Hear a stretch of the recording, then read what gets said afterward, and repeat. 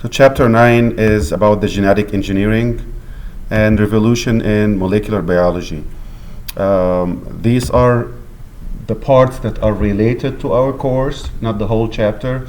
It's 10.2 and 10.3, which is the basics that we need to know beside what we did already in chapter 9. So in this chapter, we are going to discuss how are we going to manipulate the DNA. You take the DNA out of the organism, out of the bacteria or the cell, whatever you're going to take it from, and you are going to alter that DNA, meaning you unzip it. Do you guys remember that the DNA was a double helical structure that's stranded together, and both are held together by a hydrogen bond? So you're going to unzip it, means to separate the two strands, and you can cut at certain parts, you can splice a part completely, you can add a tracer to it to tell you exactly where is that gene located, for example. And genetic engineering will be used. It's actually used in medicine to treat genetic disorders. They already started that. The technologies are used now to treat some genetic disorders. They call it the gene therapy. So the use of genetic engineering to cure genetic disorders is called gene therapy. The example of that is recombinant microbes. They get microbes that contain the genes that is desired, a healthy one, and they insert that into the patient who is having bad genes. So the good genes are going to replace the bad genes, and this is how they treat the patients with genetic disorders. It's also used, genetic engineering is also used for GMOs, and I think we're familiar with this, genetically modified organisms. We usually read it like on different types of fruits or something. This is not GMO or stuff like that. So genetically modified organisms, they modify the genes of animals or plants by changing the genes. They get genes, they insert it into the genome of course, a gene with a good character that's needed. They get that gene, they know exactly this gene is responsible for example, for size. This gene determines the size. This gene determines the amount of sugar in that fruit, for example. So they get that desired gene and they inject it somehow, we will learn, so that they end up producing a unique form of agriculture, whatever we're talking about, fruits or whatever, animals or plants or something. So they get something unique to be used for nutritional values, yes, unique to be used for research, like they create this type of mice that is resistant to heat, for example. They get that gene, the desired gene, they inject it into that mice, they reproduce it, and they use it for research purposes. So there are different needs for the GMOs, whether we're talking about animals for research, plants for research. They also use it for the nutritional value. So genetic engineering will be 1 out of 2. They use the science for useful product, to produce useful products. There are two terms here that we need to know: bioengineering and biotechnology. This is important to differentiate between those. Bioengineering is direct, deliberate modification of the genome. So bioengineering, you intentionally play in the genome. Biotechnology, on the other hand, you're not playing with the genome. You are using the machine of the organism. You're using the biochemical and metabolic pathways.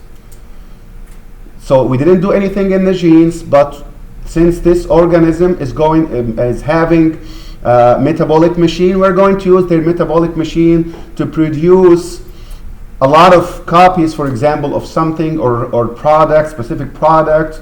So this is the difference. So remember, bioengineering is genome.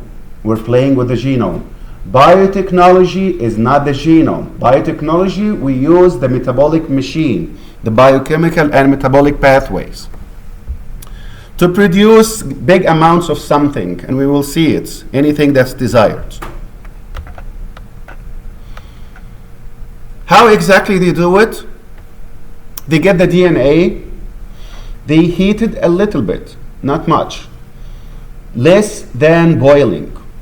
If you boil it, it's gone. You can't use it anymore. So they do not boil it, they heat it. If you heat it, the reason why you're heating it is to separate the hydrogen bonds. This is a way to separate the hydrogen bonds. They heat it into 90 Celsius, so the two strands will separate apart. And again, when you heat it, the hydrogen bond breaks. It's not,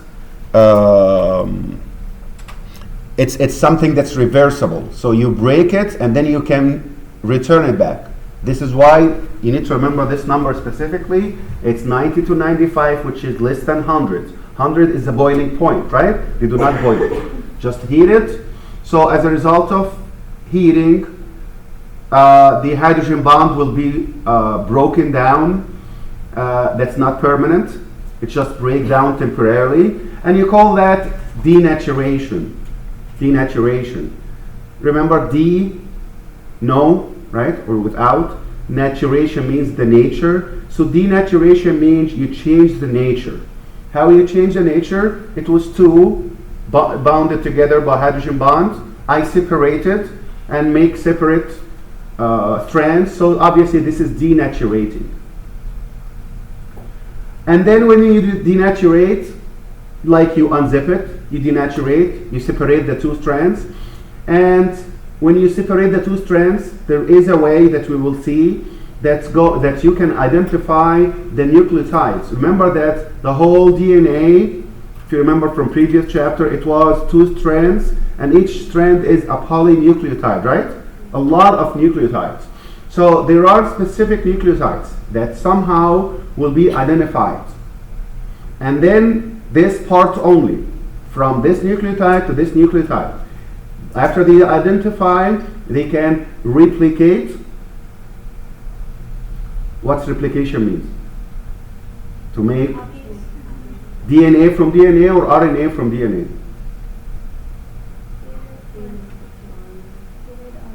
DNA to RNA is called transcription. No, it's DNA to DNA. Yes, DNA to DNA. So they get, here is what we're doing exactly. These are the two strands like this, right? I'm going to untwist, unzip, denaturating. So now I have this one, I have this one. I'm going to identify this part only. And I'm going to make a copy of it. So it's a DNA from DNA. This is called replication. Transcription is when you make messenger RNA. So you can make replication or transcription. Replication, DNA from DNA. Transcription, RNA from DNA, depending on the need. Do we need an RNA or DNA? After you do that, did you get a copy of the part that you need? Okay, you're done. Now you're going to cool it down. They take it down to like 50 or something. So when you do that, because we did not permanently break down. It's a temporary breakdown of the hydrogen bond. So leave it alone, cool it down. The complementary strand is going to, the nucleotide of the complementary strand is going to reattach the hydrogen bond, and then you remake the double bond again. Okay? So you heat it, separate, replicate or transcribe, cool it down, the hydrogen bond reform. So, but now, instead of having one double strand of DNA, you have now two, right? With the desired part. So if you look at this picture right here, you heat it up to what? Up to 90, 95, not 100. It's going to separate temporarily. Okay? And then you make copies. whether it is replication or transcription. And then when you cool it down, as you see here, it's going to reform again. But you made the desired copies.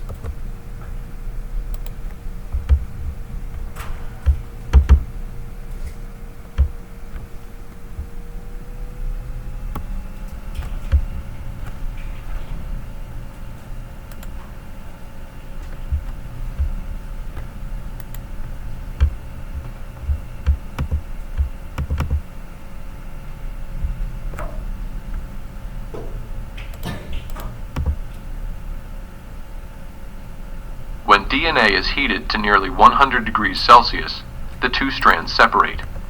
This is called denaturation. If the temperature is lowered, the complementary strands will begin to reanneal, that is, form double-stranded molecules.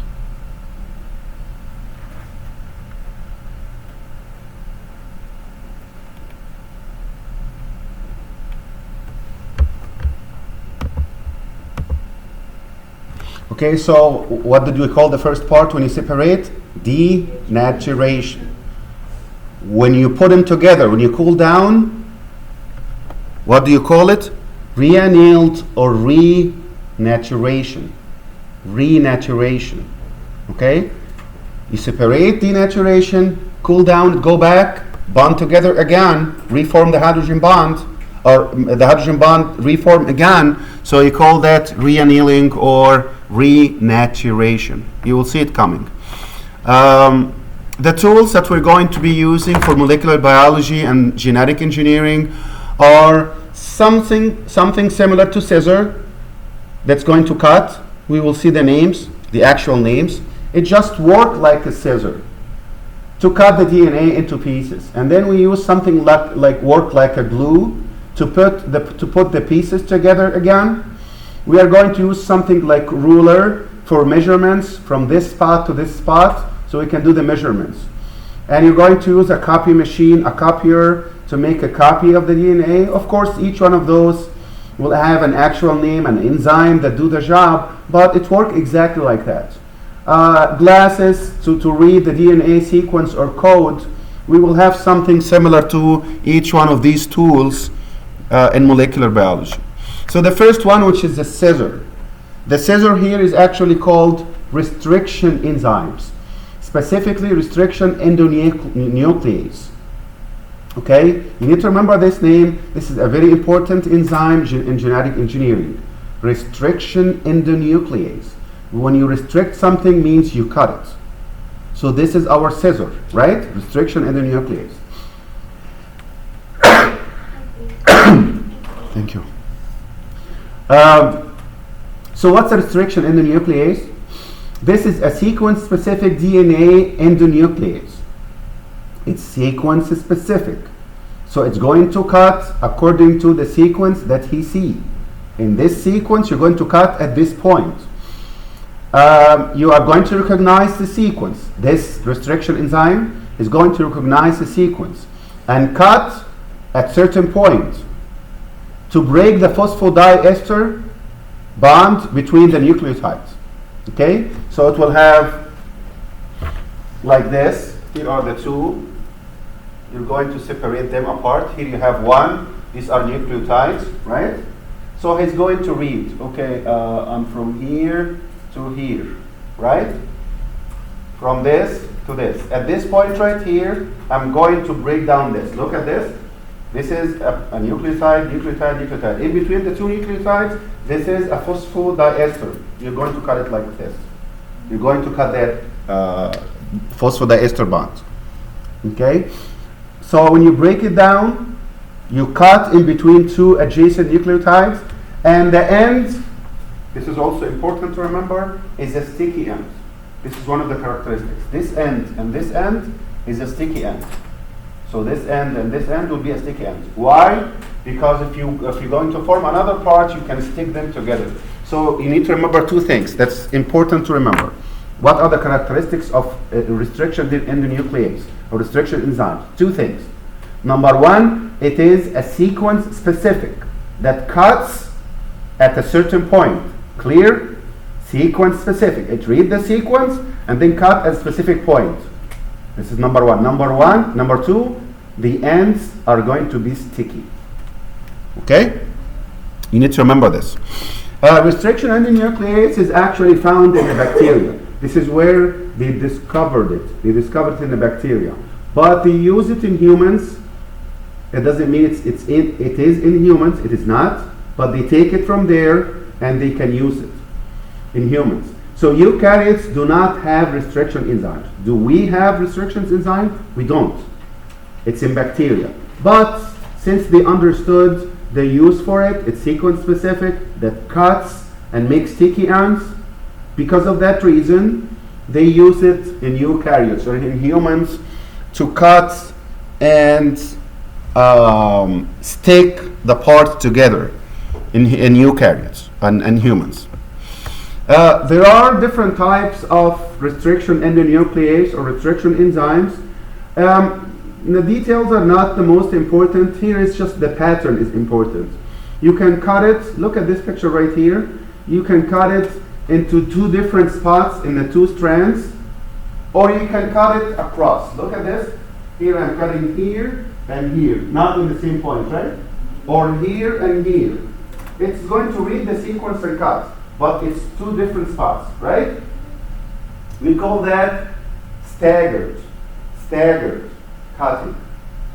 If you do like this, look, like this, you go across, whatever you see. When you see this point, cut it into two pieces. That's it. You don't cut it like staggered like this. We call that the blunt cut. So what are the two different types of cuts? Staggered and blunt. Staggered and blunt. This is staggered in two different spots. So there will be an extension here and extension here. This one, blunt. You just cut it like you're using a knife to cut it into two pieces at the same point. Okay, can you answer this question?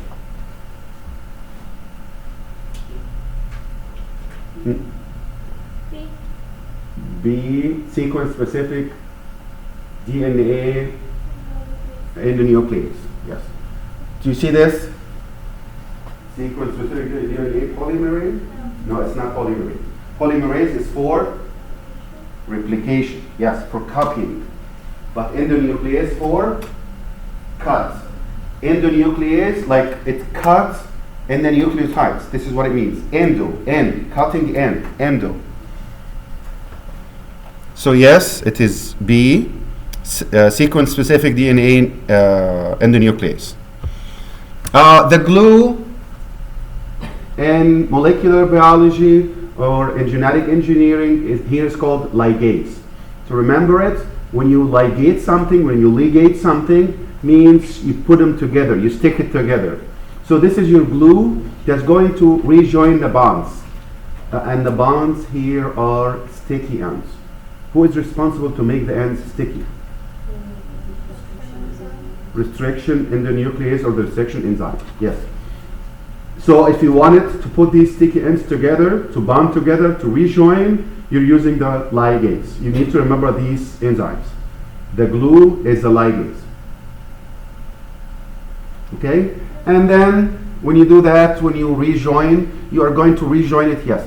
For the polymerase, what was that for? Polymerase is for replication, to make copies.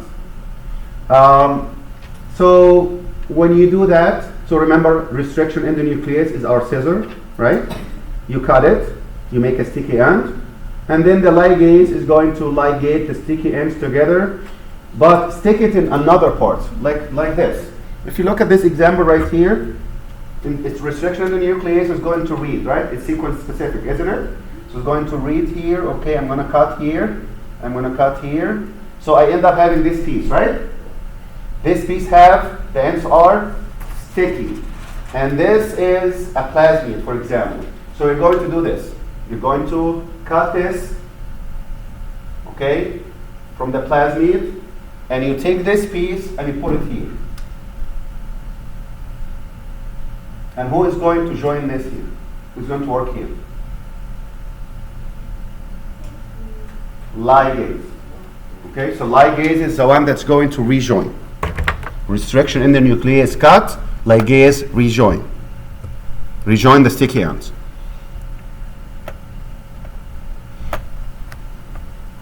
What kind of cut is this? Is that a blunt or staggered? Staggered. And you see how you are going to take it and fit it into this, and then the glue here is like this.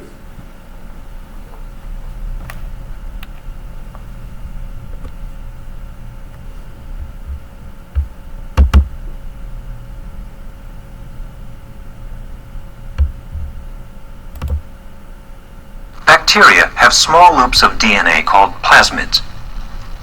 In genetic engineering, plasmids can be cut open with restriction enzymes, and DNA from other organisms can be inserted. Restriction enzymes recognize specific nucleotide sequences at which they make cuts in the DNA molecule. They cut in such a way as to leave jagged ends with unpaired bases. These are called sticky ends because they will hydrogen bond to complementary nucleotides.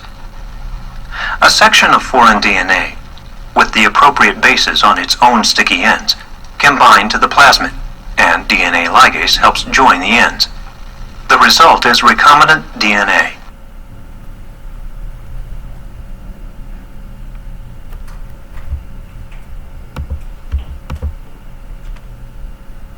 And what was recombinant DNA? What does it mean? What's recombinant DNA? Recombinant means to recombine. Yes, recombine. Recombinant, recombine. I take piece from DNA from this, I recombine it with another piece from another organism. So this is called recombinant. So remember, recombinant, recombination. You combine again. You take it from part and you recombine it with another organism. The next part that we're going to use is the ruler. The ruler. The ruler is going to measure and analyze the DNA with something called gel electrophoresis. If you heard about this before, or if you did it in biology before, this is basically used to compare DNA with another DNA, like paternity tests. We can tell for sure that this child is not from this parent, right? We can tell it. And you can actually use it in crime scenes. You can get a DNA from the crime scene and compare it to somebody, and you can tell if this is his or not. By comparison. And here is exactly how it is done. You just look at this picture. This is gel electrophoresis. What do you mean? I put gel in here and then I use electrical current, and you are going to cut the DNA into different pieces. You're going to have, I have this DNA and I have this DNA, all right? Let's say this is the DNA from the child and this is the DNA from the dad, right? I'm going to expose both of them to restriction in the nuclease. So I'm going to cut this and cut this in a specific sequence, right? You end up having pieces from each one of those. And then the electrical current is going to come, and because of the electrical current, the pieces that's formed have a negative charge. So they are going to move toward the positive ones, okay? So you put the gel, you make fragments of the DNA, and the fragments will have different sizes depending on the sequence. And the electrical current is going to go through this, and the different pieces are going to move. And the negative charge of the molecule of the DNA is going to move toward the positive pool, the positive charge. Obviously, the rate of movement will depend on the size, right? A bigger size will move slowly, right? A small piece will move faster, right? So they are going to move in a different speed depending on their size. And if you look at this, like this is a child, and we are comparing through those, right? So these are the two dads, the two fathers, and Mary is the mother. Which one do you think the child coming from, by comparison? From which two? Larry and Mary. Larry and Mary, right? Not Bob. right? Because this, and this is coming from this. This comparison, simple comparison, it can tell you that this is, we know that Mary is the mom, but Larry is the dad, by comparison. So the pieces are going to move, remember this? The pieces are negative. They are going to move toward the positive in a different speed, and then it's going to stop. The speed will depend on size. It depends on the size. So now you can tell, and this is not the only use, they can use it in crime scenes, and they can find out is this DNA belong to this person or not. So can you answer this? Size.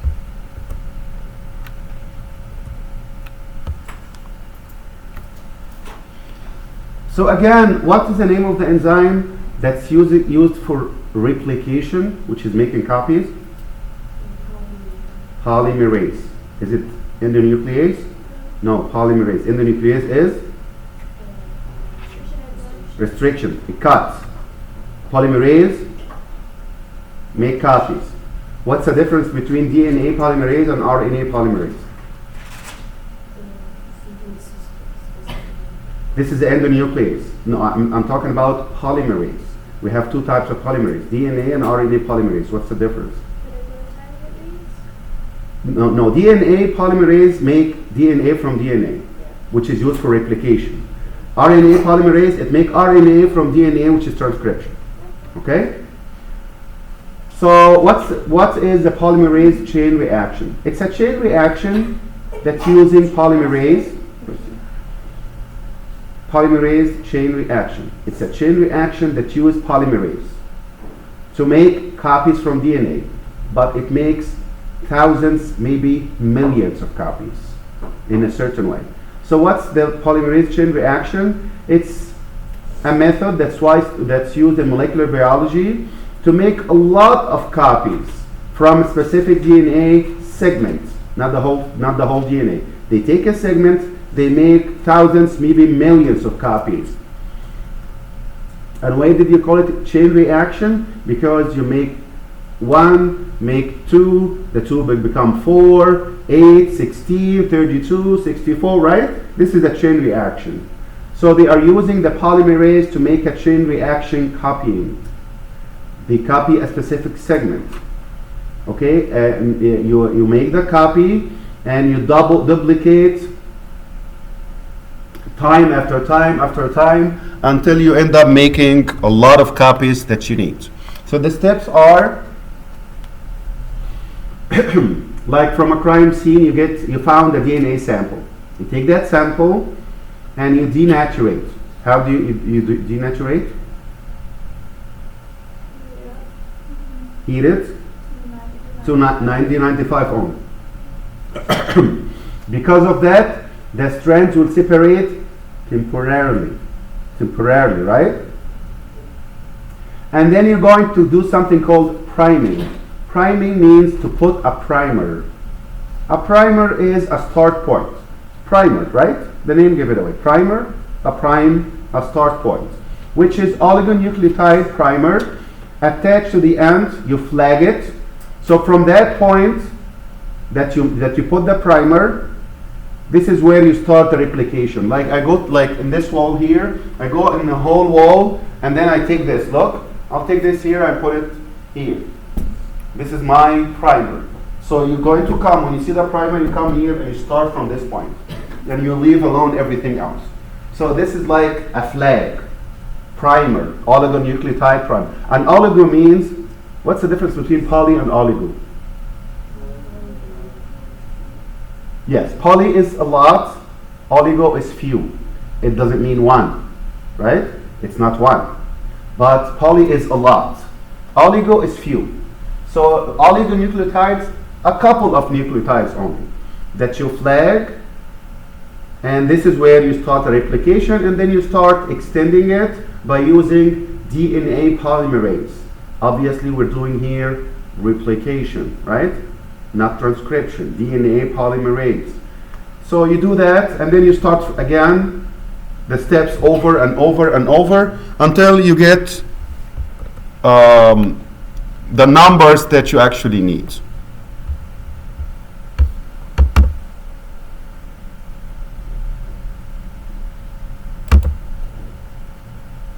The polymerase chain reaction is a method for making many copies of a specific segment of DNA, starting with a very small amount.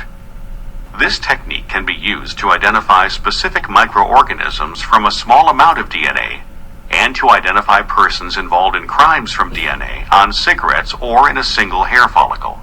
The DNA to be amplified is mixed with deoxyribonucleotides, a thermal stable DNA polymerase called Taq polymerase, and DNA primers. The DNA primers hybridize to the ends of the gene to be amplified and provide a starting point for the Taq polymerase. The mixture is heated to break the hydrogen bonds in the DNA, forming single-stranded molecules. The mixture is then cooled sufficiently to allow the DNA primers to anneal to each end of the segment to be copied. Taq polymerase then synthesizes the complementary strand of DNA using the primer as the starting point. The temperature is raised again to separate the DNA strands and then lowered sufficiently to allow the primers to attach. Taq polymerase now synthesizes another set of new complementary strands. This process is repeated until enough DNA has been produced to be identified or used for further research. After 21 cycles, one molecule of DNA can be amplified to over 1 million copies.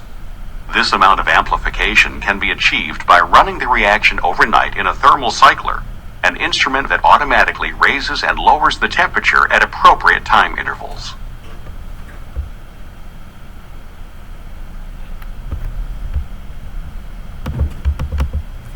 So obviously it's an automated process. It's done in a lab. You found a hair or a part or a piece of the nail of a suspect or something, and obviously the DNA that you found is not enough. So you take it from there, you do maybe millions of copies depending on your needs, and then you can do your analysis later on. So PCR is a chain reaction of making maybe millions of copies, a lot of copies of DNA. The next thing is the glasses. Who is going to read the DNA? So you have the DNA, and I need to know exactly what is that DNA, who does it belong to, and so on. So this is the reading glasses, and it's called the DNA sequencing. When you see the sequence, you read it, right? You see the sequence, you read it, and you understand what you're seeing. So this is going to determine the exact basis.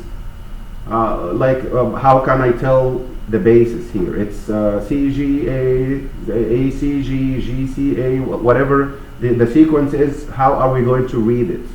DNA sequences. The most commonly used technique is called the Sanger technique. Sanger is going to do denaturation again. So it's going to separate the two strands, and then they use the test strand as a template, make a complementary strand. Obviously this is a copy, and they are going to flag the basis, and according to that flagging, they flag this piece, and they know what this base, and then you know what it is, and then you flag the next base. You flag the next base, you end up flagging all these bases so you can read the DNA.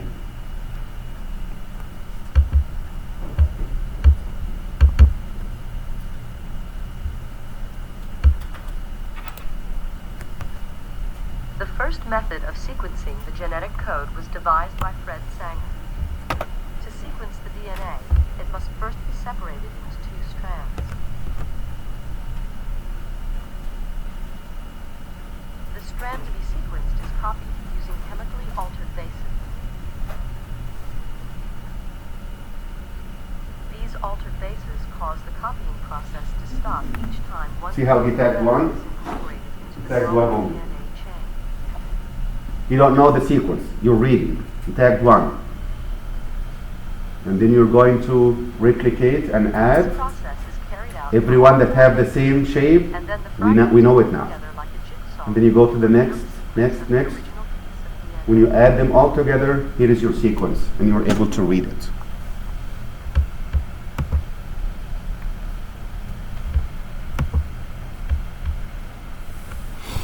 Recombinant DNA technology, we talked about it before. Recombinant means to recombine, right? Recombinant, recombine. So this is a type of technology that's done intentionally. You intentionally remove genetic material from one organism and recombine it with genetic organism from genetic material from another organism. In order to do that, you're going to do cloning. You get the donor, the gene that you need. You make cloning out of it. You cut it by restriction enzyme. You isolate. So what's the first step? Cloning. You clone a certain gene, right? Let's say I need this gene is responsible for antibiotic resistance, for example, okay? I know this gene specifically, not the whole DNA. So this is my gene that's desired. I'm going to clone this gene, and we call this cloning, all right? Using restriction enzymes. Is that clear? You make a clone. This is one. Number two, you need a vector. Why do you need a vector? The vector will be used to insert the gene in it. You insert the gene in a vector. The vectors, the most commonly used one is plasmid. There's also bacteriophage, but plasmid is the most common one. So you clone the gene that you need, you insert it into a vector, most likely plasmid. So this is called the vector. And then the vector will be, whether it's plasmid or bacteriophage, most likely plasmid, you're going to insert it into the cloning host. Okay? So again, the vector is a host organism in which a DNA molecule used to carry a foreign gene is inserted. The vector take the gene, you insert it in that vector, and the vector will take it to the cloning host. The cloning host most likely is bacteria, but it can be a yeast as well. And this is the one that's going to replicate the gene and make the protein that's needed. One more time, recombinant DNA technology. Recombination. You recombine the DNA for a reason. How are we going to do that? I want this gene. Okay? You get that gene and you clone it. This is step number one, cloning. The needed gene. You read it, you understand it, you make it, and you cut it by restriction enzyme. So now I have this piece. Okay? This piece is the gene that I need. A clone from the gene that I need. And then I will insert that into the vector, which is plasmid. Or bacteriophage, most likely plasmid. Now I have this gene specifically in a vector, right? The vector will be it's going to insert it into the cloning host. The cloning host is the one that's going to make a lot of copies of the gene or protein that's needed. Did you get the idea? Cloning, vector, cloning host. You're going to do cloning of the gene, you're using a vector and cloning host. So the vector and cloning host are different, right? The vector is just to insert the gene in it. That's it. And the vector is going to take it to the cloning gene, the cloning host. The cloning host is the one that's going to make the copies.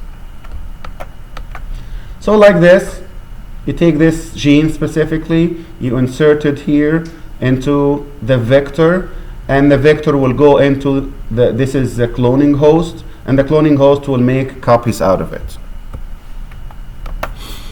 Genetic engineering will allow the use of bacteria as production factories for a number of molecules. Okay? You use like what we talked about right now. The bacteria is going to make copies after copies after copies. So you use the bacteria as production factory. Okay? And the bacteria is that the vector or the cloning host? The bacteria that will be used as a production factory, is that the vector or the cloning host? Cloning host, yes. The vector is not doing anything, but you insert the gene into it. That's it. It's not doing anything else. Just insert the gene into that vector. The vector will get into the cloning host. So the cloning host is something like bacteria. So we're using bacteria as a production factory, and it relies on recombinant DNA technology. Okay? There are other technologies, but the genetic engineering is specifically using DNA technology, recombinant DNA technology.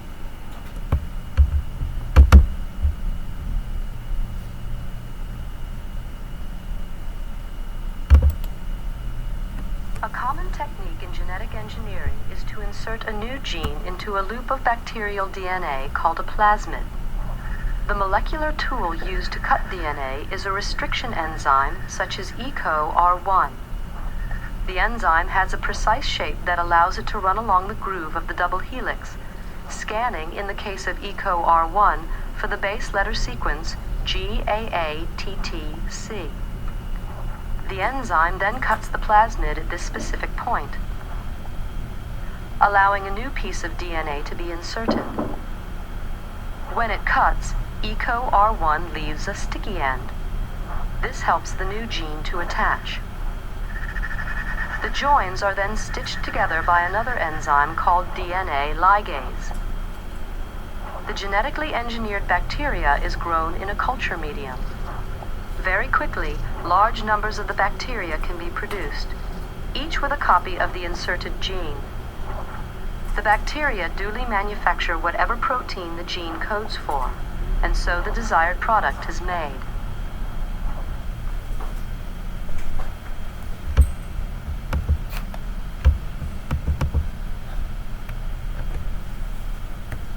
Are we okay so far? So we're using the bacteria as a host, cloning host, as a production factory. And what kind of technology are we using in genetic engineering? Recombinant DNA technology. There are other technologies, but this is the one that we're using here. So how are you going to choose the cloning vectors? How are you going, like plasmid or bacteriophage, depending on what? There are characteristics you're not choosing randomly. In order to choose a specific vector, the vector should be capable of carrying specific piece of the DNA. I know that this plasmid can carry this DNA. Okay? You have that knowledge prior to starting anything. It must be ready to accept the cloning host, accepted by the cloning host. So I'm choosing this plasmid. Why? Because it can carry the donor DNA, this is one, and it can be inserted into the cloning host, and the cloning host will accept it. So that's why we have plasmid and bacteriophage. Plasmid is the most commonly used one. It's a very good cloning vector. Why? It is a small one, so it's easy to get it into bacteria, for example, right? Plasmid, this is one. It can accept small amount of foreign DNA, and this is what we need. It's well characterized. We know exactly the sequence, and we know exactly the characteristics and how can we insert this piece or this gene into it. It's easy to manipulate. Plasmid is a very simple thing, just a circle like this that have that sequence. So you can manipulate and you can change whatever you want. It's easy to transfer into the host, which is most likely bacteria. It can carry specific genetic markers, and it's usually antibiotic resistant genes. They have antibiotic resistant genes. And that's why plasmid is a good cloning host. Okay? Otherwise, if that's not the case, the plasmid will take the gene into bacteria and the bacteria is going to die. Right? So you're not doing anything. So usually you transfer a gene that have antibiotic resistance. Okay? If that's the case, there is something that sometimes do that I want this gene, okay? So let's understand the process. I want this gene, a lot of this gene. What should I do now? I get the plasmid, I cut it, I put the gene into it. And the plasmid here is a cloning vector. Why it's good? Because it's small. We can put small amount that's needed. We don't have to put big amounts. Characteristics are easy, well characterized. It's easy to manipulate. It's very simple, straightforward. We can transfer it easily into the cloning host. And it can transfer the antibiotic resistance. So after doing all of this, when we add antibiotics into the culture, the organism that you used is going to survive and others are going to die. Okay? So you can know which ones does not have the plasmids and you can get rid of it. Bacteriophage is another thing. It has the natural ability to inject DNA into the bacteria by transduction, if you remember. So it looks like a needle, like you inject something in it. It can be used, but not as common as the plasmids. How about the vector? Well, how about the ways to consider again? It's just to make it more clear. We talked about it already. Small in size, well characterized. The origin of replication is needed, which is basically the replication fork. You know the origin of replication in that vector. So this is the point where you can inject the gene. It must be capable of accepting DNA, and it usually contains a gene for antibiotic resistance. Can we remember this? Small size, well characterized. You know the origin of replication. Where is it? It has to be good to accept the DNA that we want, which is the genes, specific genes, and they can transfer or have genes for antibiotics resistance. These are the characteristics upon which we can choose the good vector. How about the cloning host? So now we know how to choose the vector, right? Most likely plasmids that fulfill all these criteria that we talked about. How about the cloning host? Number one, from its side, from the other side, it should be capable of accepting the plasmid or the bacteriophage, whatever using the vector. If this bacteria, like a cloning host, if it can accept this plasmid, I will choose it. Okay? That's one. Number two, the vector is not pathogenic. Not only to accept the plasmid, but also after accepting the plasmid, it does not become sick, right? You do not kill the bacteria. Otherwise, you're wasting your time and your effort. The cloning host should have a rapid turnover and fast growth rate. Otherwise, you will not get the amounts that you need, right? We know this bacteria is fast growing bacteria and the turnover is very fast. So I need 1 million copy from this bacteria. Can you give me 1 million copy? If that's the case, I will choose you as a cloning host. Do you get the idea? If not, if it's not that fast, I will not choose it because it will take more time and it will cost me more. Okay? You need to make sure that you're choosing a cloning host that's going to give you a big amount of proteins that will be expressed. Not just to accept the genes, not just to be fast to grow, not just not become sick, but also to make good amount of proteins. We need to make sure that this host can grow in our culture.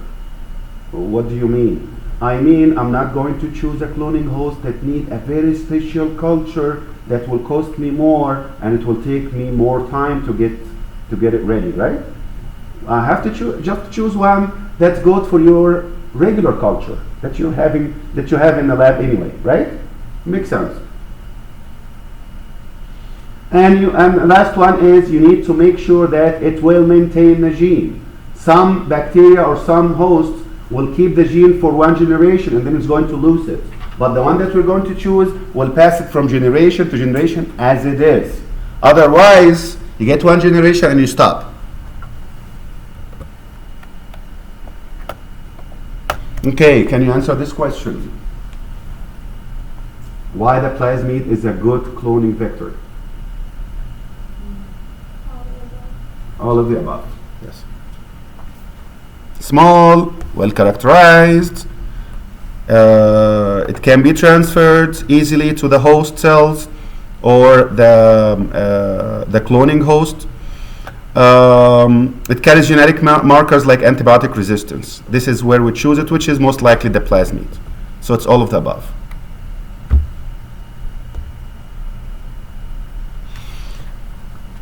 Now, did we actually use the recombinant DNA technology for our benefit? Did we actually produce protein? Or this is just scientific theories? No, actually, we used it in different things. And you need to remember this. We already, you know how insulin, how did we used to get insulin before? They have to get animals or something, and they get it from the animals, and they change it, and then they use it. We don't do that anymore. They were able, by recombinant DNA technology, to make insulin, HGH, human growth hormone, erythropoietin, factor 3. They also make vaccines, and they can also use it in different fabrics. But these are the most important ones. You need to remember this.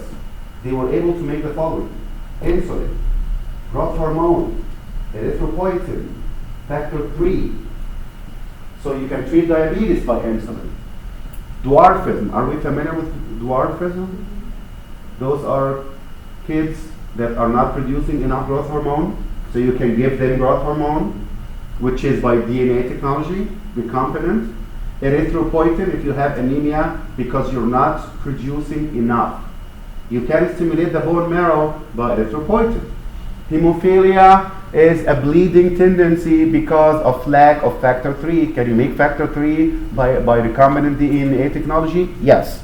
And also the vaccines now. A lot of vaccines, specifically for hepatitis and HPV, is done by recombinant DNA technology.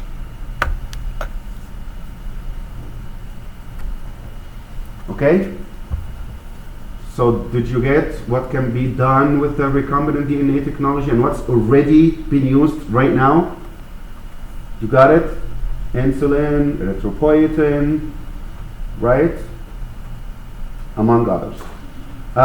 They can also make recombinant microbes.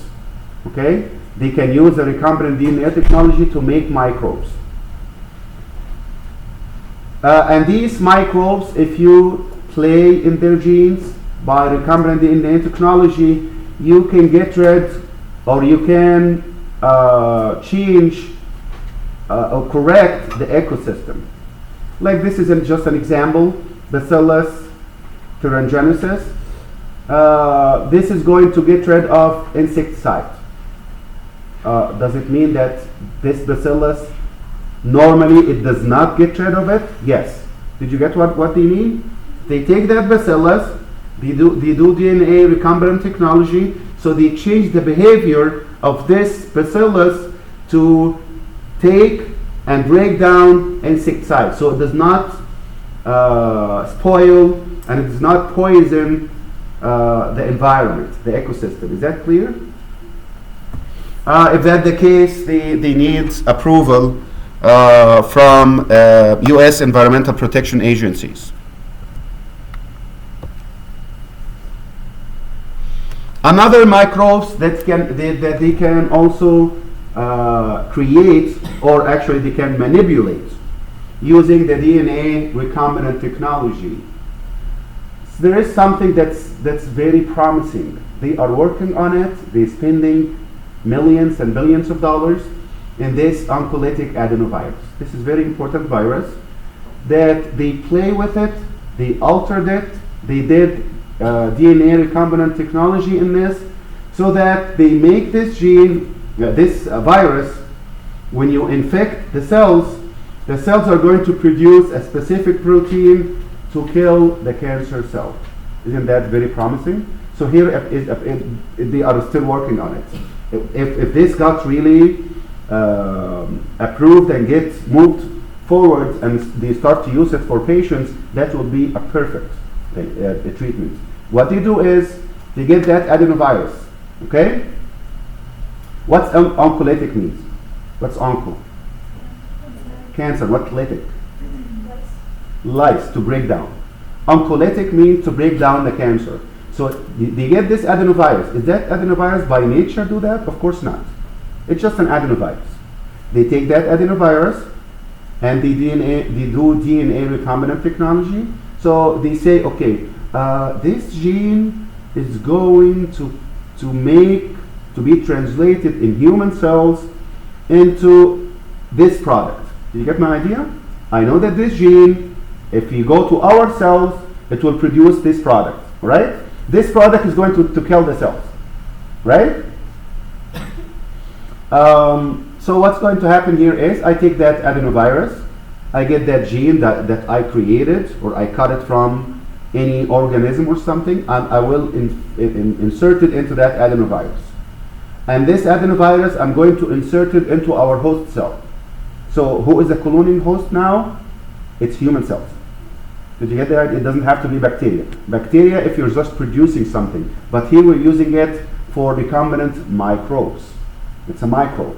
They get the adenovirus, they play in the genetics, they insert a gene into it, and they infect the cells with adenovirus, intentionally. So when you infect, we know that the virus is obligate intracellular. Do you remember this? So if I infected you with adenovirus, it will get inside your cells.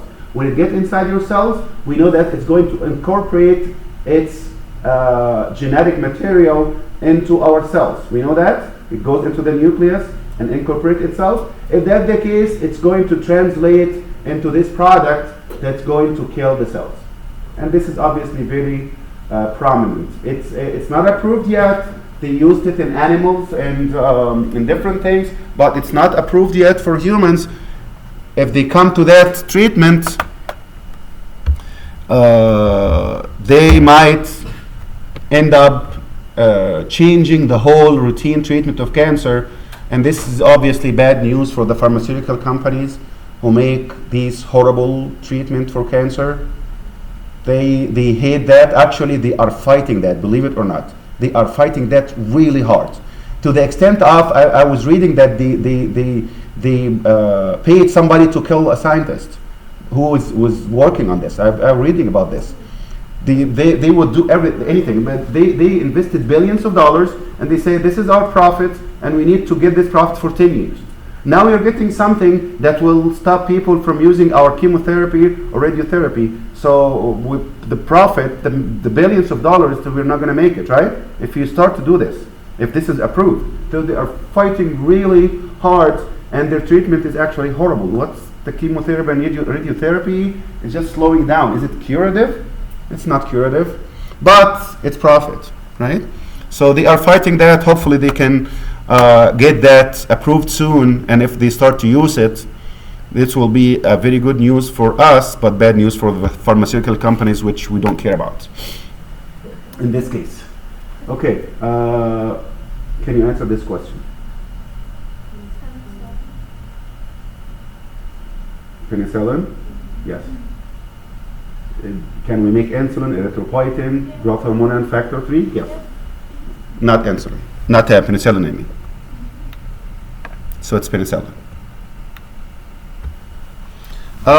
GMOs, again, genetically modified organisms. We talked about this before, and we said this can be animals and it can be plants, right? Genetically modified organisms. It can be also microbes. Recombinant microbes, we talked about those. Recombinant microbes, these are bacteria or virus that we modify and use it. This is if it is microbes. So on the microbial level, we call it the recombinant microbes. On the multicellular level, we're talking about transgenic plants and animals. They can create plants and animals, whether we're talking about research or we're using for actually nutritional value. In all cases, it's called the GMOs anyway. This is not something that you need to memorize. It's just something interesting. If you want to read it, this is what they did. like the cherry tomatoes, they found out that they have a lot of antioxidants. Okay, cherry tomatoes. So what they did is, they get that cherry tomatoes, they separated the DNA, and they found which gene specifically that code for this antioxidant. And they said, okay, isn't that antioxidant is very good for our health? Yes. And we're producing this amount. How about we separate that gene and we make it more than that, multiple copies, and we make it produce double, triple, or 10 times the antioxidant. Antioxidant is not harmful at all, right? It's actually very protective. So they said, okay, how about we duplicate? How about we make it 10 times as much? They make like wheat that's resistant to different things, to fungus. We know that we lose a lot of wheat by fungus, right? Get infected and throw it away. How about we make one that's resistant? How about we make one that's bigger to give us more nutrition? And so on. So if you can go through this, it's not something to memorize. It's just something interesting to read and understand the use of GMOs, because we usually, when we hear GMOs, we mean this is the bad fruits, right? Not necessarily. Not necessarily. There are a lot of good uses for that. Look at this, for example. You see this? This is the regular tomatoes, and look at this purple one. This purple one is genetically modified to produce a lot more antioxidants. So this is obviously have a lot more benefits. Here is another example. The peanut. We lose a lot of peanuts because of this larvae. Okay? So instead of spraying insecticide, that's a chemical that can have some health hazards, they take some of these peanuts, they plate in the genes, so they make the peanut produce its own insecticide. So this is after being produced. Look at this versus this. This can be infected easily. If the larva is there, it's going to infect it. This, the larva cannot even infect it. Okay? By playing in the genes of these plants. Transgenic animals. Transgenic animals are animal strains. It can be any one of those, but the most frequently used transgenic animal is actually mice. You see, like in the movies, right? The lab will have a lot of mice. You can see pigs, sheep, cattle, fish, poultry. Any one of those can be used, but the most commonly used one is mice. Okay? And they take these transgenic animals to transcribe and translate eukaryotic genes. So they get this mice and they inject a gene into it, and they make it produce whatever we need, whether you need the gene itself or you need the protein. Okay? And these animals itself, it's called transgenic. It's not the animals that you see, most of this in the lab, it's not a regular animal, it's not a regular mice. Most of them are not. These are actually genetically modified. They engineer it so that it become more healthy, more productive, and so on. So it's transgenic. They make it as a factory for proteins, and they take the germ line, they engineer it, they play in it, they change the genes to make these mice better factories. And it's going to, like, I have this mice that's already genetically modified or genetically engineered, and another mice, and then we produce the mice that's produced after that, generation after generation, will have the same characteristics.